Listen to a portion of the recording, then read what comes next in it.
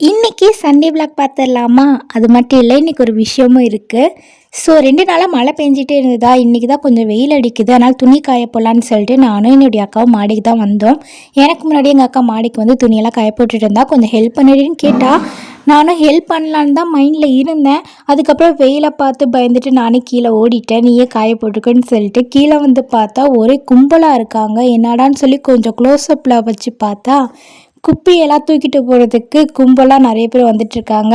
என்னுடைய பப்பி என்ன பண்ணுறான்னு சொல்லிட்டு அவனை போய் பார்க்க போனேன். அவன் வந்து முதல்ல மாதிரி படுத்திக்கிட்டு இருக்கான். டே பப்பின்னு சொல்லி கூப்பிட்டேன், ஆனால் ஒரு ரியாக்ஷனும் இல்லை. தூங்கிட்டானான்னு சொல்லி க்ளோஸ்அப்பில் வச்சு பார்த்ததுக்கப்புறம் தான் தெரிஞ்சது முழிச்சிட்டு இருக்கான். சரி அப்படியே படுத்துக்கோன்னு சொல்லிட்டு நானும் வீட்டுக்கு வந்துட்டேன். என்ன விஷயம்னு பார்த்தீங்கன்னா, இன்னைக்கு மே 10. ஸோ நம்மளுடைய சிஎம் வந்து பதவி ஏற்கக்கூடிய நாள். அதுதான் வந்து நான் பார்த்துட்ருக்கேன் நியூஸில். நீங்கள் அந்த சவுண்டு கேட்கணுமா? கேளுங்க.